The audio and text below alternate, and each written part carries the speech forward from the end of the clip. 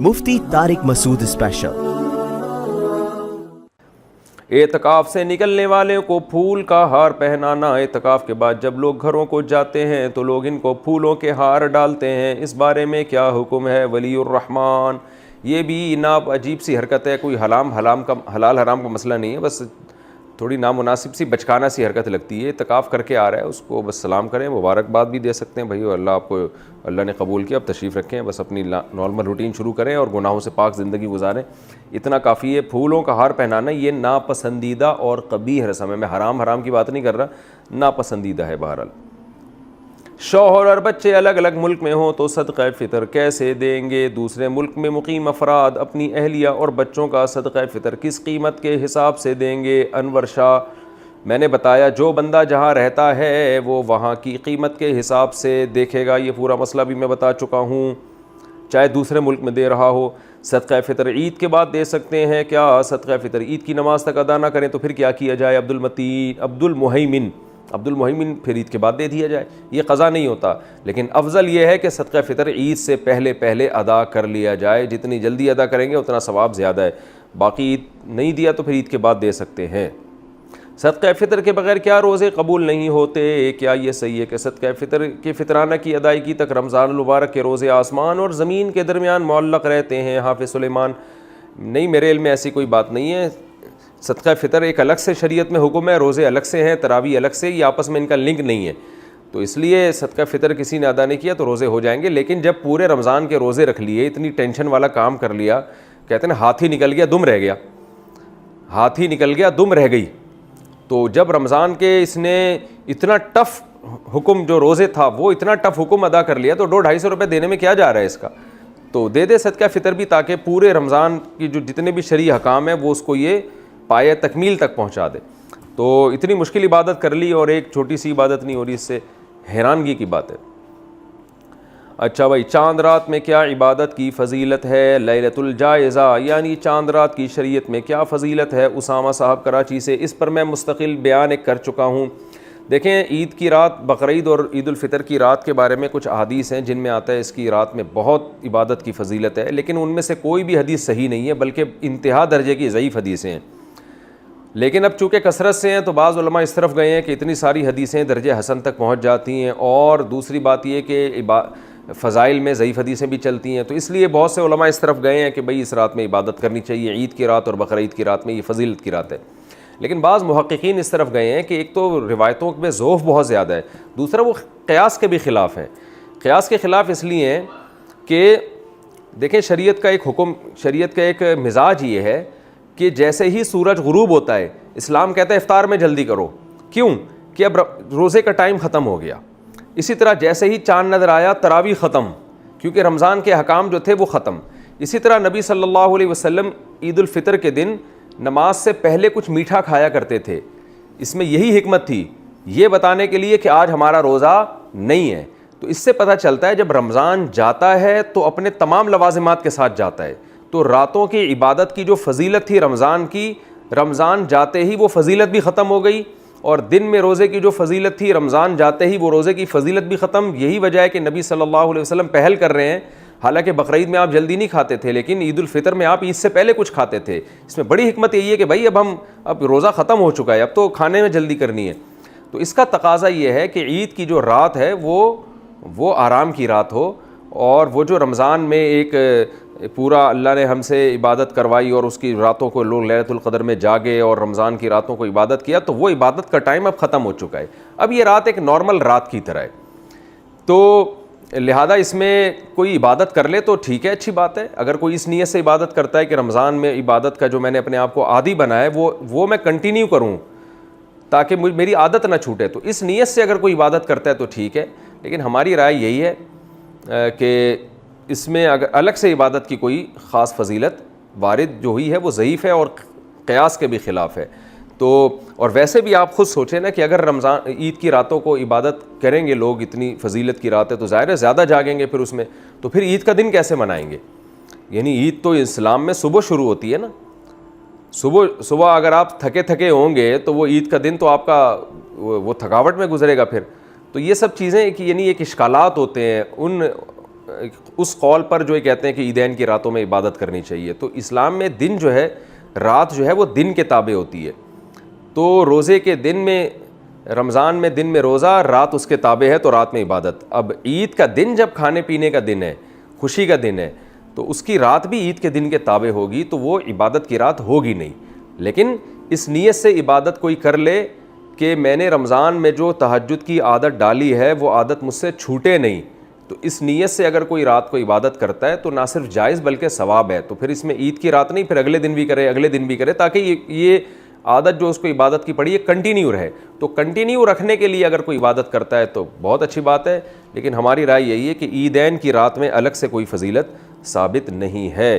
بہرحال دوسری طرف بھی علماء ہیں، تو جب علماء میں اختلاف ہوتا ہے کسی مسئلے میں، تو جس عالم کی بات، جس پہ زیادہ اعتماد ہو اس کی بات کو لے لینا چاہیے، دوسرے پہ رد نہیں کرنا چاہیے. اس صدقہ فطر سے متعلق بھی کچھ مسائل پیش کر دیتا ہوں.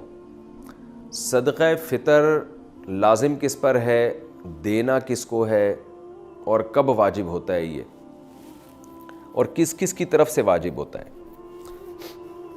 تو صدقہ فطر سب سے پہلے واجب کس پر ہے؟ دیکھیں، صدقہ فطر کا نصاب جو ہے نا، خوب سمجھ لیں. جس آدمی کے پاس یا جس عورت کے پاس 5 چیزیں یا ان کا مجموعہ 52.5 تولہ چاندی کے برابر ہے، یعنی اس کی قیمت کے برابر ہے، تو اس پر صدقہ فطر بھی واجب ہے، قربانی بھی واجب ہے. 5 چیزیں کون سی ہیں؟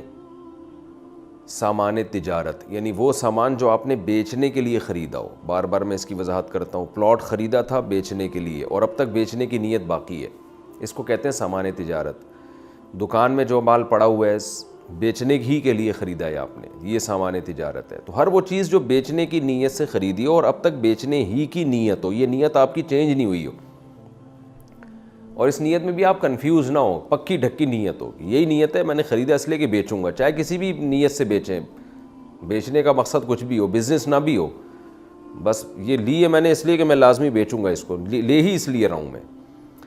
تو ایسے یہ چیز دیکھی جائے گی. نمبر 2 سونا، نمبر 3 چاندی، نمبر 4 کیش اماؤنٹ یعنی کرنسی، اور نمبر 5 ضرورت سے زائد سامان. ضرورت سے زائد سامان کا مطلب یہ ہے کہ وہ سامان جو پورے سال استعمال نہیں ہو رہا، چاہے وہ پراپرٹی کی صورت میں ہو، گاڑی ہو، برتن ہیں گھر میں رکھے ہوئے پورے سال استعمال نہیں ہوتے، شوکیس میں پڑے ہوئے ہیں، کپڑے ہیں پورے سال استعمال نہیں ہو رہے، موبائل ہے رکھا ہوا ہے استعمال بھی نہیں آتا اور ڈبے میں رکھا ہوا ہے وہ تو پورے سال استعمال نہیں ہو رہا وہ، یا آپ کی نیت ہی نہیں ہے پورے سال استعمال کرنے کی، یا کوئی یعنی آپ کو پتہ ہے کہ یہ میرے استعمال میں نہیں ہے، ایویں ہی پڑا ہوا ہے یہ. تو یہ 5 چیزیں جس کے پاس 52.5 تولہ چاندی کی قیمت کے برابر ہو جائیں گی تو اس پر صدقہ فطر بھی واجب ہے اور قربانی بھی واجب ہے. اور ان میں اگر ضرورت سے زائد چیز کو نکال دیں آپ تو باقی 4 چیزیں اگر 52.5 تولہ چاندی کے برابر ہوں تو زکوٰۃ واجب ہے. تو زکوٰۃ اور صدقہ فطر کے نصاب میں تھوڑا سا فرق ہے. تو جب 5 چیزوں کا مجموعہ آپ کے پاس، یہ 4 چیزیں یا 3 یا 2 چیزیں 52.5 تولہ چاندی کے برابر ہو گئیں، اور کس دن ہوئی؟ جس دن عید کی صبح صادق ہوئی، عید الفطر کی صبح صادق کے وقت آپ کے پاس یہ اماؤنٹ تھا، اتنا مال تھا آپ کے پاس، تو آپ پر صدقہ فطر واجب ہو جائے گا. اگر آپ نہیں دیں گے تو آپ کو دینا پڑے گا، وہ یہ زندگی بھر ساقط نہیں ہوتا صدقہ فطر، خوب سمجھ لیں. ہاں ایڈوانس میں آپ دے سکتے ہیں، یعنی حساب تو آپ نے اس دن کرنا ہے جس دن عید کی صبح صادق ہوگی، یعنی 1 شوال کی صبح صادق ہوگی، تو اس وقت پتہ چلے گا آپ پر واجب ہے یا نہیں. لیکن آپ ایڈوانس میں رمضان میں بھی دے سکتے ہیں، بلکہ رمضان سے پہلے بھی دے سکتے ہیں اور عید کے بعد بھی دے سکتے ہیں، عید سے 1 دن پہلے بھی دے سکتے ہیں.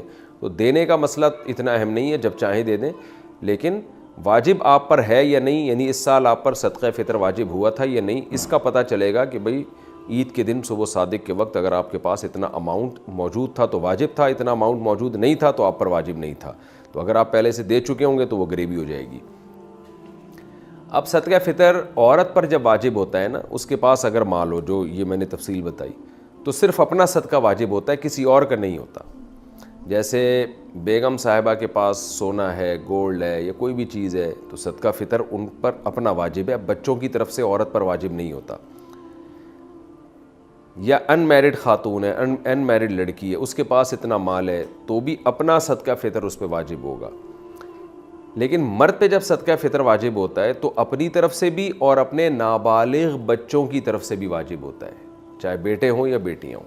خوب سمجھ لیں, بیوی کی طرف سے مرد پہ واجب نہیں ہوتا, بالغ لڑکے کی طرف سے مرد پہ واجب نہیں ہوتا, بالغ لڑکی کی طرف سے بھی واجب نہیں ہوتا.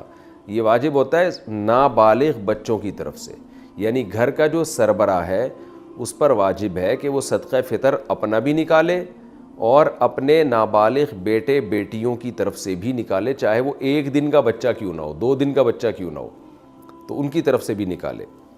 ہاں اگر وہ بچے مالدار ہیں, ان کے پاس خود سے 90,000 روپے یا 1 لاکھ روپے جمع ہو چکے ہیں 52.5 تولے چاندی کی قیمت کے برابر, تو پھر ان کے پیسوں سے صدقہ دے گا, پھر اپنے پیسے خرچ کرنا لازم نہیں ہے. دے دے تو اچھی بات ہے. تو خوب سمجھ لیں. اچھا, آپ کے بچوں میں اگر کوئی بالغ ہے لیکن پاگل ہے, مجنون ہے, دیوانہ ہے, دماغ اس کا صحیح نہیں ہے, ایک تو وہ صحیح نہیں ہے جو آج کل ماں باپ کہتے ہیں ہمارے بچوں کا دماغ صحیح نہیں ہے, وہ والا مراد نہیں, واقعی میڈیکلی دماغ خراب ہو ان کا نا, یعنی مجنون ہے, پاگل ہو, تو ان کا بھی صدقہ فطر باپ پر واجب ہوتا ہے, چاہے بیٹی ہو یا بیٹا ہو. تو کیا کرنا ہے آپ نے, جب عورت اپنا صدقہ نکالے گی اگر مالدار ہے تو ایک صدقہ فطر, مرد نکالے گا تو اپنی طرف سے اور اپنے نابالغ بیٹے اور بیٹیوں کی طرف سے, یا پاگل کوئی ہے مجنون ہے تو اس کی طرف سے, چاہے وہ بالغ ہی کیوں نہ ہو. کتنا صدقہ نکالنا ہے, اس میں علماء کی 2 رائے ہیں. جمہور علماء جو بر صغیر کے, وہ کہتے ہیں 2.25 کلو گندم, یعنی اگر آپ نے آٹے کی صورت میں دینا ہے تو 2.25 کلو. کھجور, جو, کشمش, اس صورت میں اگر اس کو معیار بنا کے دینا ہے تو اس کو ڈبل کر لیں, یعنی 2.25 کا ڈبل ہوتا ہے 3.5 کلو. تو یعنی کھجور سے اگر آپ دینا چاہیں, کشمش سے دینا چاہیں, جو سے دینا چاہیں تو اس کا ڈبل, اور اگر آپ گندم سے دینا چاہیں تو 2.25 کلو. یہ جمہور کی رائے ہے. لیکن حضرت مفتی رشید احمد صاحب رحمہ اللہ تعالیٰ کی رائے یہ تھی کہ 2.25 کلو گندم ہے, یعنی اگر آپ گندم سے دینا چاہیں تو 2.25 kg. جمہور علماء کے نزدیک 1.75, اور مفتی رشید احمد صاحب رحمہ اللہ تعالیٰ کی رائے, ان کی پوری تحقیق اصل فتاوی میں ان کی کتاب میں چھپی ہوئی ہے, تو ہمیں اسی تحقیق پہ زیادہ اطمینان ہے, کیونکہ وہ دلائل ہمارے خیال میں وہ زیادہ مضبوط دلائل ہیں. تو 2.25 یعنی 2.25 کلو, تو 2.25 کلو گندم. اور اگر کھجور یا جو سے یا کشمش سے دینا چاہیں تو 2.25 کو ڈبل کر لیں, یعنی 4.5 کلو. تو یہ ایک اختلاف ہے. جب ایسا اختلاف علماء کے درمیان ہوتا ہے تو پھر عوام کے لیے بہتر یہ ہوتا ہے کہ احتیاط والے قول پہ عمل کرے. گنجائش یہ ہوتی ہے کہ اس قول پہ عمل کر لے جس میں مقدار کم ہے. تو آپ کو میں نے دونوں نصاب اسی وجہ سے بتا دیے ہیں کیونکہ دونوں طرف بڑے بڑے علماء ہیں. تو اگر آپ چاہیں تو 2.25 کلو گندم کے حساب سے دے دیں تو بھی انشاءاللہ صدقہ فطر آپ کا ادا ہو جائے گا. لیکن احتیاط اس میں ہے کہ 2.25 کلو گندم کے حساب سے آپ دیں. تو 2.25 کلو گندم کا جو فی الحال ریٹ چل رہا ہے آج کی تاریخ میں وہ 180 روپے ہے, اور 2.25 کیا آپ خود ہی کیلکولیٹ کر لیں کتنا بنتا ہے. تو اس کا طریقہ یہ ہوتا ہے, دکان والے سے پوچھیں بھائی 10 کلو کے آٹے کی تھیلی کتنے کی آ رہی ہے, وہ آپ کو اصل میں ایک ایک چیز نا سمجھانی پڑتی ہے, لوگ کنفیوز ہو رہے ہوتے ہیں آج کل. تو آپ دکان والے کو فون کر کے پوچھ لیں میرے بھائی 10 کلو آٹے کی تھیلی کتنے کی ہے, وہ آپ کو بتا دے گا جی اتنے کی ہے. تو اس کو 10 سے ضرب دیں گے تو 1 کلو کی آ جائے گی, 1 کلو تھیلی کی ویلیو آ جائے گی. اور پھر آپ اس کو 4 سے تقسیم کریں گے تو 1 پاؤ کی آ جائے گی, ٹھیک ہے نا. تو 1 کلو کی بھی پھر 1 پاؤ اس میں ایڈ کر دیں, 2.25 کلو نکل آئے گا. تو اب یہ تو نہیں کہ کیلکولیٹر سے اب آپ کو ایک ایک چیز سکھاؤں. تو خیر 2.25 کلو گندم کے ریٹ آپ معلوم کروا لیں, یا آپ سستے والا دینا چاہتے ہیں تو 2.25 کے معلوم کروا لیں. تو یہ ریٹ آپ نے کیا کرنے ہیں, یہ اس کی قیمت آپ کسی ایسے شخص کو دیں گے جو زکوٰۃ کا مستحق ہے. اور زکوٰۃ کا مستحق کون ہوتا ہے یہ کئی بار میں ریکارڈ کروا چکا ہوں, آپ دیکھ سکتے ہیں. آپ کے یہ جو میرا جو یہی چینل ہے نا آس مفتی طارق مسعود, جس پہ یہ مسائل چل رہے ہیں, اس میں آپ سرچ کریں گے آ جائے گا. تو زکوٰۃ کا کوئی بھی مستحق ہو اس کو یہ دیا جا سکتا ہے, اپنے رشتہ داروں کو بھی دیا جا سکتا ہے, بلکہ زیادہ ثواب ہے رشتہ داروں کو دینا. دینی مدارس جو قابل اعتماد مدارس ہیں, بڑے بڑے مدارس وہ تو اکثر صحیح ہوتے ہیں, لیکن کوئی بھی مدرسہ آپ سمجھتے ہیں کہ اس کے محتمم صاحب زکوٰۃ کے مسائل جانتے ہیں اور صحیح جگہ خرچ کریں گے. میں اس لیے بار بار کہہ رہا ہوں کہ بعض لوگوں نے ایسی چار دیواری کھڑی کی ہوئی ہوتی ہے, جو 2-4 یتیم بچے لا کے ڈال دیے ہوتے ہیں اور پھر دبا کے نوٹ چھاپ رہے ہوتے ہیں زکوٰۃ اور فطرے کے نام پہ, ان کی شکلیں دکھا کے نا کہ یہ دیکھو یتیم بچے ہیں, اور پھر نوٹ چھاپ رہے ہوتے ہیں وہ. تو کوئی بھی دینی مدرسے کا لبادہ اوڑھ کے آپ کو بیوقوف نہ بنائے, تحقیق کریں کہ یہ واقعی ایماندار لوگ ہیں یا نہیں ہیں, پھر آپ دیا کریں. تو دینی مدرسے میں دے سکتے ہیں. مسجد میں فطرہ نہیں لگ سکتا, کیونکہ صدقہ فطر کا مصرف وہی ہے جو زکوٰۃ کا. اس میں بھی غریب کو مالک بنانا, جس کو تملیک کہتے ہیں, مالک بنانا ضروری ہے. تو اب آپ نے کیا کرنا ہے, 2.25 کلو گندم یا 4.5 کلو جو یا کھجور. اس کے ویلیو معلوم, بہتر ہے کھجور سے دیں جو سب سے اچھا کہلائے گا. کشمش سے دیں تو یہ اس میں زیادہ ثواب ملے گا آپ کو. دل بڑا رکھنا چاہیے, اللہ بڑا ہے تو پھر اللہ کو بھی سخی لوگ پسند ہیں, تو آپ بڑا دل رکھ کے کھجور کے ویلیو کے حساب سے دیں.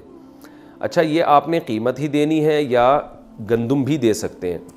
تو تینوں ائمہ کے نزدیک, امام مالک, امام شافعی اور امام احمد ابن حنبل رحمہم اللہ تعالی, ان تینوں اماموں کے نزدیک آپ پیسے نہیں دے سکتے صدقہ فطر میں. آپ کو گندم ہے تو گندم ہی دینی پڑے گی, آٹا دینا پڑے گا, یا اگر آپ جو سے دینا چاہتے ہیں تو آپ کو جو دینی پڑے گی.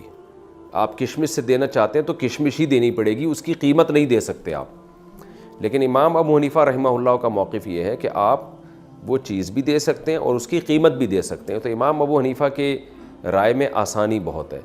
اسی وجہ سے میں نے دیکھا ہے کہ بہت سے حضرات جو دوسرے فقہ کو فالو کرتے ہیں وہ بھی اس میں امام حنیفہ کی رائے کو لے رہے ہوتے ہیں.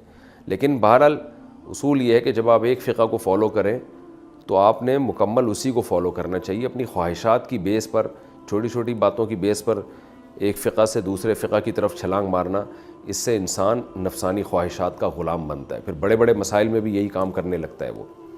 تو آپ بہرحال امام حنیفہ رحمہ اللہ تعالیٰ کی رائے کے مطابق آپ اس کا متبادل بھی دے سکتے ہیں. دیکھیں حدیث میں تو متبادل کا تذکرہ نہیں ملتا. حدیث میں تو یہ گندم ہے تو گندم ہی ہے, جو ہے تو جو ہی ہے. لیکن امام حنیفہ نے اجتہاد کیا ہے کہ جی مقصد تو فقیر کی حاجت پوری کرنا ہے نا, تو گندم کے بجائے پیسے دینے میں حاجت زیادہ پوری ہوگی. تو بہرحال میں نے تو آپ کے سامنے فقہا کے جو اختلاف تھا وہ بیان کر دیا. اب آپ جانیں آپ کیسے عمل کرتے ہیں. تو آپ اس کی قیمت بھی دے سکتے ہیں اور عین وہ چیز بھی دے سکتے ہیں. اچھا, یہاں پر ایک چیز اور بھی ہے کہ مرد تو دے گا اپنے نابالغ بچوں کی طرف سے بھی اور اپنی طرف سے بھی. اگر بیوی کی طرف سے صدقہ فطر وہ دے دے یا بالغ بچوں کی طرف سے دے دے تو ادا ہو جائے گا. تو جی ہاں بالکل ادا ہو جائے گا, لیکن اس کے لیے پہلے ان کو بتانا, ان سے پرمیشن لینا ضروری ہے. اگر آپ نے صدقہ فطر دے دیا بیوی کو بتائے بغیر, بعد میں وہ پرمیشن دے دے ٹھیک ہے جی قبول ہے, تو ادا نہیں ہوگا.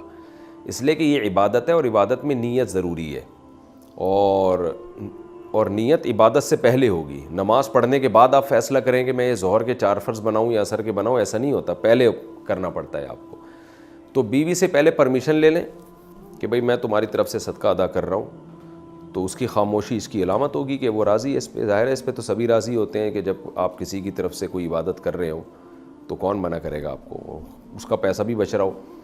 تو بچوں کا بھی ایسا ہی ہے, بالغ بیٹا ہے بالغ بیٹی ہیں, ان کو بھی پہلے اطلاع دے دیں کہ میں تمہاری طرف سے, تم سب کی طرف سے صدقہ فطر ادا کر رہا ہوں. تو اگر ان کی اجازت ہوگی تو ٹھیک ہے. یعنی یہ اطلاع, یہ خاموشی بھی اجازت ہی ہے ایک طرح کی. تو اس طرح سے آپ اگر دینا چاہیں تو ادا ہو جائے گا. دینا کب چاہیے؟